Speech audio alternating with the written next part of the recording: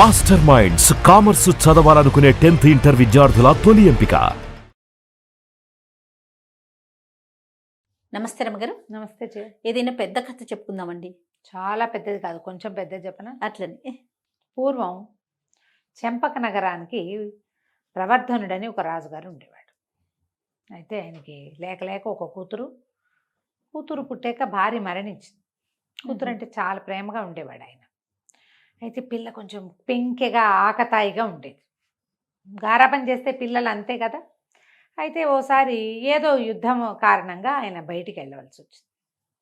బయటికి వెళ్తే కూతుర్ని జాగ్రత్తగా ఉండు, అల్లరి చేయబోక, అటు ఇటుగా ఆకతాయి పనులు చేయొద్దు, కేర్ఫుల్గా ఉండాలని చాలా జాగ్రత్తలు చెప్పి నగరాన్ని మంత్రి గారి చేతిలో పెట్టి ఆయన బయటికి వెళ్ళాడు.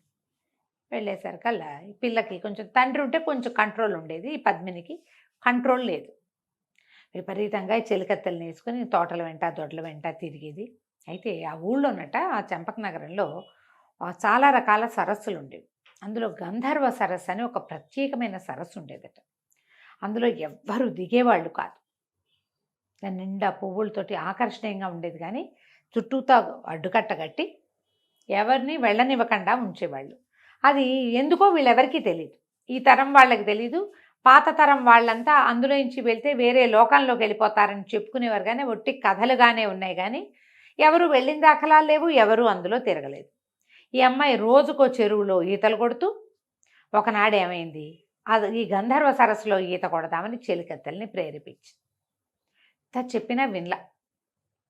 ఆ పిల్ల దాదులు వాళ్ళు చిన్నప్పుడు పెంచిన ముసలమ్మలు ఉంటారు కదా, ఏదో కొంప మునిగిపోతుంది వద్దంటే అన్నిట్లలో దూకాం, దేంట్లోనూ ఏమవ్వలేదు, దీంట్లో ఏమవుతుంది, మీరందరూ ఉండండి, మీరున్నారుగా నాకు సహాయం అని చెప్పి చెలికత్తెలతో సహా ఆ గంధర్వ సరస్సులోకి దిగితే కాసేపు ఈత కొట్టినట్టే కొట్టారు.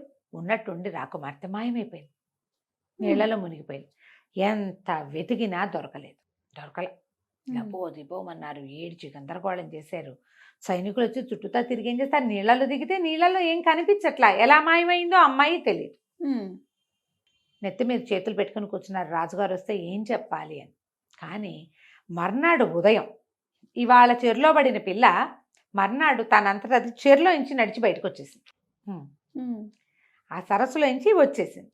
ఆ బయట అందరూ దుఃఖపడుతూ సైనికులు వాళ్ళు వీళ్ళు ఉన్నారు కదా, వాళ్ళంతా నీళ్ళ నుంచి ఇంకేంది రాకుమార్తె వస్తోంది అన్నారు. తడి బట్టలతో వస్తుందిగా చెలికత్తెలు దాదులు పరిగెత్తుకొచ్చారు. అమ్మాయి చుట్టూతా బట్టలు కప్పి లోపల తీసుకుపోయారు. క్రమంగా వీళ్ళకి తెలిసింది ఆ పిల్ల గర్భవతి అయింది. రాజుగారు తిరిగి వచ్చేసరికల్లా 5 నెలల్లో ఏమో పట్టింది, 4-5 నెలలు పట్టింది. ఆయన వచ్చేసరికి పిల్ల 5 నెలల గర్భవతి. చాలా కోపం వచ్చింది. ఇట్లాంటి పని చేస్తావా, నా పరువు ఇట్లా తీయటానికి ఈ రకంగా ఎందుకు చేసావు నువ్వని కూతుర్ని చాలా నిర్బంధించి కేకలేసి చాలా కఠినంగానే ప్రవర్తించాడు. పాపం తిట్టాడు బాగా.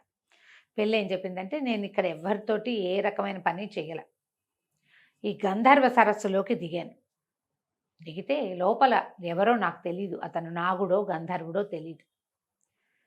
నన్ను నీళ్ళల్లోంచి లోపలికి తీసుకెళ్ళిపోయాడు. అందులో లోపల ఒక పెద్ద భవనాలు, తోటలు, దొడ్లు ఉన్నాయి. ఆ రాత్రి అతనితోటి గడిపాను. మర్నాడు నన్ను చెరువులో వదిలిపెట్టేశాడు. అతని వల్లే నేను గర్భవతిని అయ్యాను అని చెప్పింది. ఊళ్ళో అదే ప్రచారంలోకి వచ్చింది. ఇంకా వేరే ఏం జరగల. పిల్ల ఇక్కడ మాయమైపోయి తిరిగి వచ్చింది. ఇక గంధర్వుడో నాగుడో ఎవరో మనకు తెలియదు. అక్కడి నుంచి కొంతకాలానికి అమ్మాయికి పిల్లవాడిని కన్నది. రాజుగారి ఇక చేయగలిగేది ఏం లేదు కదా, మనుష్య తప్పిదమైతే మనుషుల్ని పట్టుకోగలుగుతాడు, ఈ గంధర్వుల్ని ఎట్ట పట్టుకుంటాం. ముందు అట్టు పెట్టుకున్నాడు కూతుర్ని. మెల్లిగా నెలలు నిండినాయి. ఆ అమ్మాయికి ఒక కొడుకు పుట్టాడు, చక్కగా ఉన్నాడు. వాడికి ప్రగల్భుడు అని పేరు పెట్టారు. ప్రగల్భుడు అని పేరు పెట్టి ఇంట్లో అట్టు పెట్టుకున్నారు. ఈ రాజుగారికి మనవడి మీద ప్రీతి వచ్చింది. సంటి బిడ్డను చూస్తే ఆటోమేటిక్గా వస్తుంది. పైగా మగపిల్లలు కలగలేదు, వీడే ఉత్తరాధికారి. ఇప్పుడు మా తండ్రికి కుమారుడు లేకపోతే కూతురు కొడుకే కదా ఉత్తరాధికారి, అంతేగా. ఆ రకంగాను వాడు ఎవరి కొడుకైనా కూతురు కొడుకు, తండ్రి ఎవరైనా సరే. ఆ పిల్లాడితోటి చాలా ఆనందంగా, సంతోషంగా, ఉత్సాహంగా ఉండేవాడు. పిల్లాడు కొంచెం చర్చర్లాడుతూ ఉండేవాడు. వాడు పెద్దగా ఎవరితోటి స్నేహంగాను అదిగాను ఉండేవాడు కాదు. తాత వాడు పర్వాలేదు, బాగానే ఉండేవాళ్ళు. వాడికి ఒక 14-15 సంవత్సరాలు వచ్చాక ఓసారి తాత మనవడు బయటికి ఎక్కడికో అలా వెళ్ళారు, వ్యాహ్యాలకి వెళ్ళారు తిరగడానికి. ఆయన కొంత దూరం నడిచాక తాత మనవడు గట్టు మీద కూర్చున్నారు. తాత, ఇప్పుడు నువ్వు రాజు కదా, నీ తర్వాత రాజెవరు అని అడిగాడు పిల్లాడు ప్రగల్భుడు. అడిగితే నువ్వే రా అన్నాడు ఆయన. అనేసరికి మరి నన్ను రాజుని ఎప్పుడు చేస్తావు అంటే సమయం వచ్చినప్పుడు చేస్తాలేరా అన్నాడు. వాడికేం పెద్ద నచ్చల. కానీ ఈయనకి పిల్ల చేష్టలు, పిల్లలు అట్లాగే కదా అడుగుతారు, తాత నాకు మీసాలు ఎప్పుడు వస్తాయి, నేను ఎప్పుడు కార్ డ్రైవ్ చేస్తాను అలాంటివి అడుగుతాను. అవునవును. అలాంటిదే చిన్నపిల్లలందరూ తమ తాతల్ని అడిగినట్టుగానే వీడు కూడా అడిగాడని ఆయన సర్దుకూరుకున్నాడు. ఇంకొన్ని నెలలు పోయాక మళ్ళీ ఎప్పుడో ఒకరోజు వాళ్ళిద్దరే ఏకాంతంగా ఎక్కడికో తిరుగుతూ మళ్ళీ అడిగాడు, తాత నాకు ఎప్పుడు రాజ్యం ఇస్తావు అని. అనేసరికల్లా ఈయన అన్నాడు, ఏమిట్రా రాజ్యం అని పట్టించావు, నేను చచ్చాక రాజ్యం నీదే అన్నాడు. ఈ పిల్లాడని నువ్వు ఎప్పుడు చేస్తావు, నేను ఎప్పుడు రాజును అవుతాను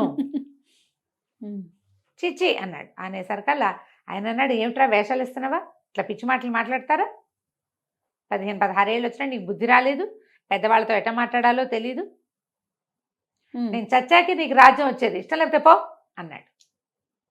అంతేగా అని వెళ్ళిపోయాడు కుర్రాడు, బయటికి వెళ్ళిపోయాడు. ఇక రాజ్యంలో ఉండకుండా తల్లికి చెప్పకుండా ఊరిని ఈ రాజ్యంలో నుంచి బయటికి వెళ్ళిపోయాడు వాడు. ఓ గుర్రం వేసుకుని ఏదో కొంత ధనం పట్టుకుని కుర్రాడు ఈ రాజ్యంలో నుంచి బయటికి వెళ్ళిపోయాడు. ఈ రాజ్యానికి అవతలగా సువర్ణ రాజ్యం అని ఒక చిన్న రాజ్యం. ఇతను అడవిలో వెళ్తున్నప్పుడు ఆ సువర్ణ రాజ్యం తాలూకు రాజుగారు అయినటువంటి సువర్ణుడు ఆ అడవిలో వీడికి తారసపడ్డాడు. ఆయన దారి తప్పిపోయాడు, దాహంతో అలమటిస్తున్నాడు, ఎవరైనా సహాయం దొరుకుతుందేమోనని చూస్తున్నాడు. ఈ కుర్రాడికి అవన్నీ తెలుసు, వీడికి పటాలు గమనించే ప్రక్రియ బాగా అలవాటు, రూట్ మ్యాప్స్ బాగా చూస్తాడు. మ్యాప్ ఒకసారి చూస్తే కొంతమంది పిల్లలు మర్చిపోరు. అవును, మా ఇంట్లో కూడా ఉన్నాయి అట్లాంటి గ్రహాలు, ఒకసారి చూసారంటే వాళ్ళకి మరిపోయి ఉండదు. ఇతను ఏం చేశాడు, ఆయనకి ఆ పెద్ద రాజుగారికి మంచినీళ్ళు ఇచ్చి మరి ఆయనకి కొంచెం తిండికి ఏర్పాటు చేసి పళ్ళు గిళ్ళు కోసుకొచ్చి రాజ్యం ఈ అడవి దాటిచ్చి ఆయన రాజ్యపు బాట పట్టించాడు. పట్టిస్తే ఆయన ఎవరబ్బాయివి నువ్వు ఏమిటి అంటే నేను ప్రగల్భుడు అని పేరు చెప్పాడు, కానీ ఫలానా రాజుగారి మనవండి అని చెప్పాల. నిజానికి సువర్ణ రాజ్యం వీళ్ళ రాజ్యానికి చెంపక నగరానికి సామంతులు వాళ్ళు. ఏమన్నాడు, ఏం నేను ఒంటరి కానీ నన్ను మీ దగ్గర పెట్టుకోండి అని అడిగాడు. అడిగేసరికల్లా జీతం ఏం కావాలి నీకు అని ఆయన అడిగేసరికి నాకేమొద్దు, నాకు అవసరమైనప్పుడు సహాయం చేయండి, నేను అడిగింది చేస్తే చాలు, నాకు జీతం భత్యం ఏం అక్కర్లేదు, మీతో పాటు కోటలో ఉంటాను అంటే సరేనని రాజుగారితో పాటు ఆయన మందిరంలోనే ఉండేలాగా ఏర్పాటు చేసుకున్నాడు ప్రగల్భుడు. 4-5-6 సంవత్సరాల పాటు ఈయంతోటే ఉండిపోయాడు. అప్పటికి కుర్రాడు కదా, 15 ఏళ్ల వాడే కదా, ఆయన యుద్ధ విద్యలు అవి ఇవి నేర్పించుకుని తన దగ్గరే ఉంచుకున్నాడు. ఈ లోపల ఏమైంది, ఈ ప్రగల్భుడు లేచక్కబోయాడు, మొత్తం రాజమందిరం శూన్యమైపోయింది. ఒక 6 నెలలు ఏడాది గడిచేసరికల్లా రాజుగారికి వీడేమో ఎవరికో పుట్టినవాడు, వాడెవడో తండ్రి తెలీదు, వాడు ఎక్కడికి పోయాడో తెలీదు, ఈయనకి తన రాజ్యానికి ఉత్తరాధికారి లేదనిపించింది. బాగా ఆలోచించుకుని ఆయన ఒక కాపుల పిల్ల, ఒక పేద కాపు తాలూకు కూతురైన చెంపకవల్లిని పెళ్లి చేసుకున్నాడు రాజుగారు. మళ్ళీ సంతానం కావాలి ఆయనకి, కూతురుంది, కూతురు ఎవరి వల్ల గర్భవతి అయింది, ఇప్పుడు ఆ అమ్మాయికి పెళ్లి చేయలేడు ఆయన ఇంకా. అదేలే మరి ఏ కాలమైనా అది కష్టమే కదా. ఒక చిన్న సుమారైన వయసు ఉన్న పిల్లని చూసుకుని పెళ్లి చేసుకున్నాడు. కొంతకాలం గడిచింది. కొంతకాలానికి ఆ చెంపకవల్లి గర్భవతి అయింది, ఈయన భార్య, ఈయన రెండో భార్య. ఈ గర్భవతి అయ్యేసరికల్లా అప్పటికి ఎంతకాలం గడిచింది, ఒక 5-6 సంవత్సరాలు గడిచింది. ప్రగల్భుడు పెద్దవాడైపోయాడు. ఆ పెద్దవాడైన ప్రగల్భుడు సువర్ణ నగరపు రాజుగారు ఒకసారి ఏదో చిన్న యుద్ధాల్లో గెలిచినప్పుడు ఆయన అన్నాడు, నువ్వు ఎంతో సహాయం చేసావు, ఇన్నాళ్ళ నుంచి మా దగ్గర ఉన్నావు, నీకేం కావాలో చెప్పు అనేసరికల్లా వీడన్నాడు ప్రగల్భుడు, చెంపక నగరం మీద యుద్ధానికి వెళ్దాం పదండి అన్నాడు. అనేసరికి ఆయన నిర్ఘాంతపోయాడు. ఆ సువర్ణుడు చెంపక నగరం మీదకి వెళ్ళటం ఏమిటి, ఆయన చక్రవర్తి, ఆయన చాలా సార్వభౌముడు, బోల్డని నగరాలు ఆయన అధీనంలో ఉంటాయి, నేను కూడా సామంతుని, నేను ఆయన మీదకి తిరగబడలేనంటే ఎందుకు తిరగబడలేరు, అక్కడ ఏముందో ఏం లేదో నాకు తెలుసు, ఆ రాజ్యపు ఆనుపానంతా నాకు తెలుసు, నాకు బలం రావడం కోసం ఆగాను ఇన్నాళ్ళు, నేను పెద్దవాడిని అవటం కోసం, నా మాట విని దాని మీదకి దండెత్తండి, అది నా రాజ్యం, నేను ఆయన మనవడిని, అది నాకు కావాలి. మరి ఇంత సహాయం చేసి అప్పుడు దాన్ని అడవిని దాటిచ్చిన కుర్రాన్ని కాదని ఎందుకంటాడు. ఆయన అంతా సన్నాహం చేసుకుని చెంపక నగరం మీదకి దండెత్తొచ్చారు. దండెత్తొచ్చేసరికి ఈ అమ్మాయికి చెంపకవల్లికి 5-6 నెలలు వచ్చినాయి. ఈ ప్రవర్ధన మహారాజు అన్నాడు, భార్యకి చెప్పాడు, అమ్మాయి ఈ యుద్ధంలో నేను గెలుస్తానో గెలవనో తెలియదు, ఎటు పోయి ఎటు వస్తుందో, మగపిల్లవాడే పుడతాడని మనకి జ్యోతిష్యులు చెప్పారు. వాడు పుడితే ఇదిగో నా గొలుసుని రాజుగారు తన మెడలో ఉండేటువంటి రాజముద్ర ఉన్న గొలుసుని భార్య చేతిలో పెట్టాడు. ఇక్కడ ఎక్కడా ఉండద్దు, ముందు మీ నాన్న ఇంటికి వెళ్ళిపో, తండ్రింటికి వెళ్ళిపోమని అంతఃపురంలో నుంచి భార్యని ఆ మెడలో గొలుసుతో పంపించేశాడు. మరి చెంపక కూతురు? కూతురు ఇక్కడే ఉంది, ఆ, కూతురు ఇక్కడే ఉంది, జరుగుతోంది కదా. అక్కడి నుంచి ఏమైంది, యుద్ధానికి వచ్చింది ఎవరు, మనవడని తెలియదు, తెలియదు కదా. సువర్ణుడు అని తెలుసు. ఉహు. వీళ్ళకి తెలిసింది సువర్ణుడు. ఏదైనా ఇబ్బంది అవుతే, ఒకవేళ నేను ఓడిపోతే పిల్లాన్ని రాజుగా పెంచాలి, ఇదిగో వీడే ఈ నగరానికి రాజని చెప్పాలి అని చెప్పి భార్యని రాజముద్ర. పంపించేశాడు. రాజముద్రని అమ్మాయి చేతిలో పెట్టి పంపేశాడు. యుద్ధానికి వెళ్ళారు. వెళ్ళేసరికల్లా కుర్రాడు మనవడు యుద్ధంలో తాతగారిని సంహరించాడు. ఓరిని. ప్రవర్ధన మహారాజు మరణించాడు. ఉమ్. మహారాజు మరణించేసరికల్లా ఇంకేముంది, ఇప్పుడు రాజు అయిన వాడెవడు, ఆయన స్వయానా మనవడే. ఆ. తాతగారికి బోళ్ళంతమంది విధేయులుగా ఉన్న వాళ్ళందరినీ తీసి అవతల పారేసి సువర్ణ నగరంలో తనతో పాటు ఉన్న వాళ్ళని తెచ్చుకొని ఇక్కడ పెట్టుకున్నాడు. రాజు అయిపోయాడు. తల్లికి ఏం అభ్యంతరం, తన కొడుకేగా రాజయ్యాడు, తండ్రిని అంతేగా. చంపేశాడని కాస్త దిగులు పుట్టినా తన కొడుకు తిరిగి వచ్చాడని సంతోషించు. ఉమ్. తండ్రి ఎటాకు పెద్దవాడు, కానీ ఆయన పెళ్లి చేసుకున్నాడు, ఆవిడ కడుపుతో ఉంది, ఇలాంటి వార్తలేవి ఆవిడ కొడుక్కి చెప్పలే. ఉమ్. తన తాత వివాహం చేసుకున్నాడని, ఆయనకు ఒక కుమారుడు కలిగేందుకు సన్నద్ధంగా ఉందని అతనికి తెలియదు. హాయిగా రాజయ్యాడు, శుభ్రంగా ఉన్నాడు. తీరా ఆవిడ కనే నాటికి వాళ్ళకి స్పష్టంగా తెలిసింది, ప్రగల్భుడే రాజయ్యాడు. ఇప్పుడు ప్రగల్భుడు రాజైతే తనకి వారసుడిగా పోటీ ఉన్నవాడి మేనమామ, ఉమ్. చంటి పిల్లాడైనా వాడే కదా ఉత్తరాధికారి. ఇప్పుడు ఆయనకి అంతే. కొడుకులు లేకపోతే దౌహిత్రుడు, కొడుకుంటే దౌహిత్రుడేటా అవుతాడు, ఆ, కాదుగా. కాడు. కానీ పేద కాపుకి భయం వేసింది, ఇక్కడే ఉంటే ఈ పిల్లాడిని బతకనివ్వడేమోనని పిల్లవాడిని దూరంగా వాళ్ళ చుట్టాలు ఎవరో ఉంటే వాళ్ళ ఇంటికి పంపించేసి వీళ్ళే వెళ్ళి చూసొస్తూ ఉండేవాళ్ళు. ఈమెకి పిల్లాడు పుట్టాడన్న సంగతి కూడా చుట్టుపక్కల ఎవరికి తెలియనివ్వాల. వేరే వాళ్ళ ఇంట్లో వేరే ఊళ్ళలో పిల్లవాడిని పెంచుకున్నారు. రోజులు గడుస్తున్నాయి. ఈ ప్రగల్భుడు ఒక విచిత్రమైన ప్రవృత్తి ఉన్నవాడు, ప్రజాకంటకుడుగా మారిపోయాడు వాడు. ఎందుకంటే ముందు నుంచి చిరచిరే 15 ఏళ్ల పిల్లాడు తాత నువ్వు ఎప్పుడు చస్తావని అడిగాడంటే వాడు ఏం గుణం వాడు, అదే కదా. రుసరుసలాడుతూ చిరచిరలాడుతూ ఉండేవాడు. సరే రోజులు గడుస్తున్నాయి. గడుస్తుంటే ఏమైంది, 15 ఏళ్ళు గడిచినాయి. ఇట్లా 15 ఏళ్ళకి రాజుగారి అబ్బాయి కొంచెం పెద్దవాడయ్యాడు. రాజుగారి పేరు ప్రవర్ధనుడు కదా, ఈ పిల్లాడి పేరు ప్రద్యోతుడు అని పెట్టుకున్నారు. ఆ ప్రద్యోతుడికి ఒక 15 ఏళ్ళు వచ్చినాయి. వాడికి మంచి లక్షణాలు ఉన్నాయి. రాజుగారి అబ్బాయికి సహజంగా కొన్ని ఉంటాయి కదా, చుట్టుపక్కల వాళ్ళంతా వాడిని యువరాజుని గౌరవించినట్టు గౌరవించేవాళ్ళు. 15 ఏళ్ళు వచ్చాక నేను ఇక్కడ ఎందుకు ఉండాలి, మా అమ్మని తాతతో పాటే ఉంటాను, నా తండ్రి ఎవరో తెలుసుకుంటానని వాడు వెనక్కి వచ్చేసాడు. ఈ నగరానికి వచ్చాడు, చెంపక నగరానికి. వస్తే చెంపక నగరంలోకి ప్రవేశించగానే తల్లి చెప్పింది, నాయన నువ్వు రాజకుమారుడివి, ఇదిగో ఇది మన పరిస్థితి, ఇట్లా జరిగింది. ఇలా జరిగింది, ఇదిగో నీ తండ్రి రాజముద్రని అది మెళ్ళ వేసి. సరే నేను అదేమిటో చూడాలి, అతను ఎవరో చూడాలి అని వీడికి వచ్చిందనమాట. ఉమ్. మేనమామని చూద్దామా, మేనల్లుడిని చూడాలి. మేనమామ చూడు, మేనమామేమో చంటి పిల్లాడు, ఆ, చిన్నపిల్ల, మేనల్లుడేమో రాజు. ఆ. సరే అక్కడి నుంచి తీరా ఊళ్ళోకి నగరంలోకి వెళ్తే, వీళ్ళు నగరం చుట్టుపక్కల ఉన్న చిన్న చిన్న ప్రాంతాల్లో ఉంటున్నారు. మెయిన్ నగరంలోకి వెళ్ళేసరికి రాజుగారి గురించి అనేక గాలి వార్తలు ఉన్నాయి. ఏమిటి, రాజుగారు రోజుకొకరిని పిలుస్తాడు, ఆయనకి తెల్లవార్లు కథలు చెప్పాలి, కథలు వింటూ ఉంటాడు, ఆయన నిద్ర పట్టదు. కథలు నచ్చితే సరే, ఆ కథ నచ్చకపోతే కథ చెప్పిన వాడి మెడ ఉత్తరిస్తాడు. ఎంతమంది చచ్చిపోయారో ఇప్పటికి.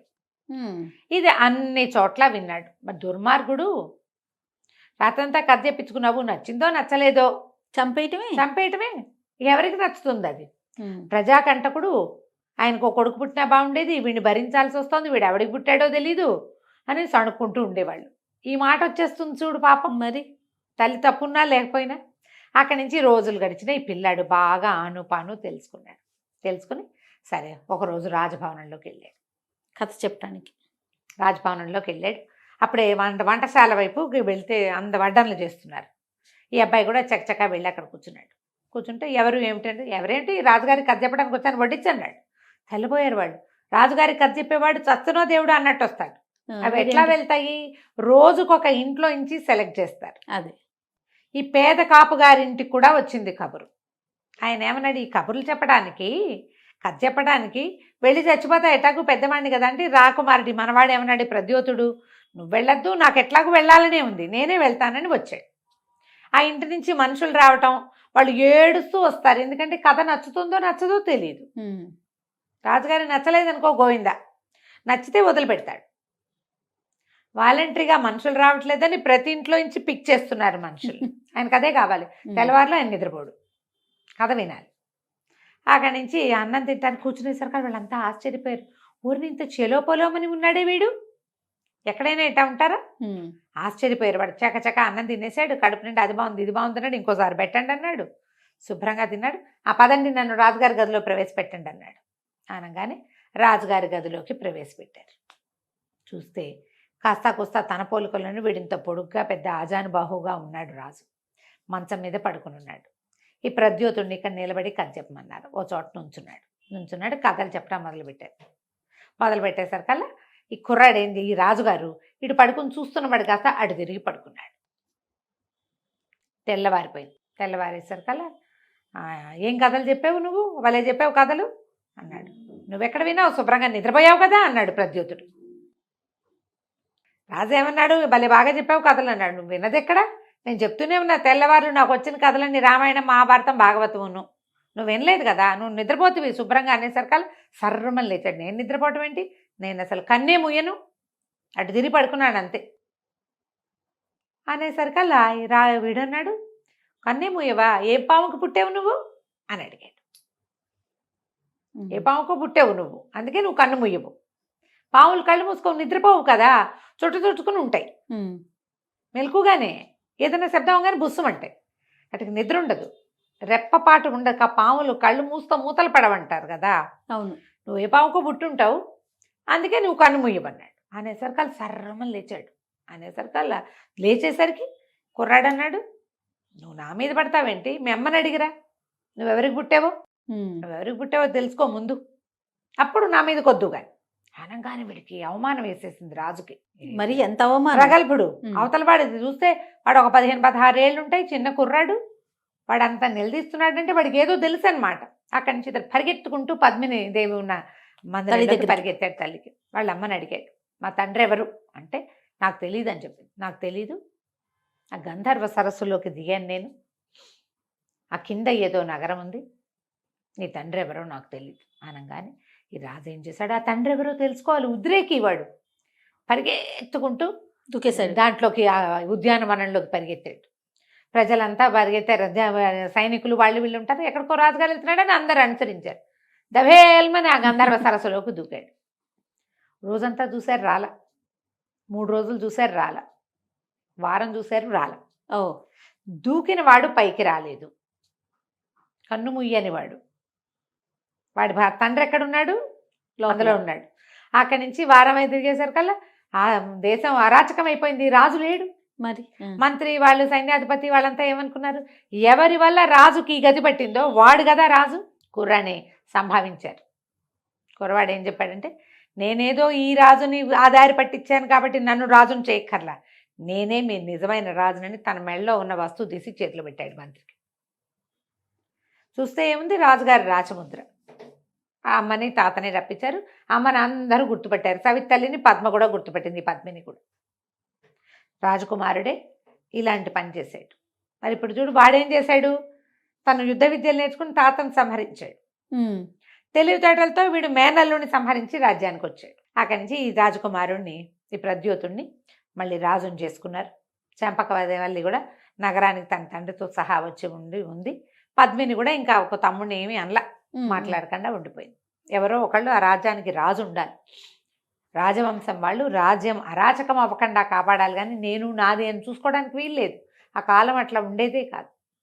అలా నేను నాది అని చూసుకునేవాడు ఏమయ్యాడు, ఇదిగో మళ్ళీ చెరలో పడ్డాడు. కథ కంచికి మనం ఇంటికి. బాగుంది.